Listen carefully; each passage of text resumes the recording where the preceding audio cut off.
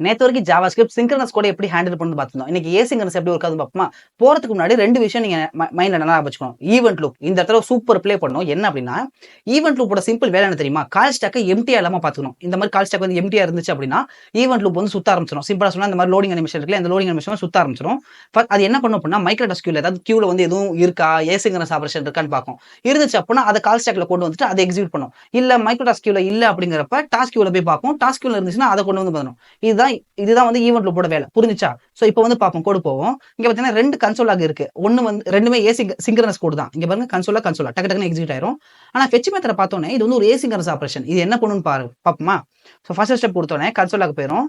Start. ரெண்டாவது click பண்ணனா end. இது 2மே சிங்க்ரனஸ் முடிஞ்சு. இப்போ நெக்ஸ்ட் ஸ்டெப் கிளிக் பண்ணோனே இங்க பாருங்க, ஃபெட்ச் மெத்தட் வந்து மைக்ரோடாஸ்க் கியூல போயிட்டு உட்காந்துக்குச்சு. ஏன் அப்படின்னா இது வந்து ஒரு ஏசிங்க்ரனஸ். ஜாவாஸ்கிரிப்ட் வந்து ஒரு ஹெல்ப் கேட்கும். யார்கிட்டனா வெப்னு சொல்லிட்டு நம்மளோட பிரவுசர் இருக்குல்ல, நம்ம பிரவுசர்ட்ட போயிட்டு ஒரு ஹெல்ப் கேட்கும். இந்த மாதிரி என்கிட்ட ஒரு ஏசிங்க்ரனஸ் ஆப்பரேஷன் இருக்கு, நீ வச்சுக்கோ, நான் தேவைங்கிறப்ப நான் வாங்கிக்கிறேன் அப்படிங்கிற மாதிரி சொல்லும். ஓகேவா?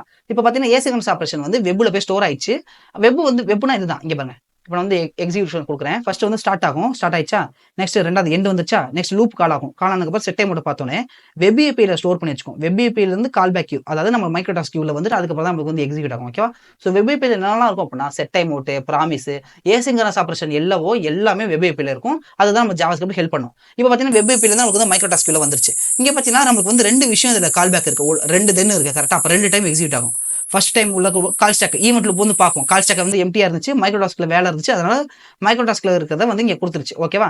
ஸ்டெப் கொடுத்தோனே முடிஞ்சு. ஓகே. இப்போ நெக்ஸ்ட் ஸ்டெப் நடக்கும்போது திரும்பவும் பார்த்தீங்கன்னா மைக்ரோடாஸ்க்ல இன்னொரு விஷயம் வந்துச்சு. ரெண்டாவது தென் இப்போ கால் ஸ்டாக் எம்டியா இருக்கா, ஈவென்ட் லூப் சுத்த ஆரம்பிச்சிடும். மைக்ரோடாஸ்க்ல இருக்கிறத வந்து அப்படியே கீழே கொண்டு வந்துச்சா? இப்போ கால் ஸ்டாக்ல என்னென்ன வருதோ அது எல்லாமே எக்ஸிட் ஆயிரும். கரெக்டா?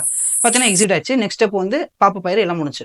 இந்த வீடியோ பிடிச்சிருந்தா லைக் பண்ணுங்க. எதுவும் புரியலன்னா கமெண்ட்ல மென்ஷன் பண்ணுங்க, இல்ல எனக்கு டிஎம் பண்ணுங்க, நான் எக்ஸ்பிளைன் பண்றேன்.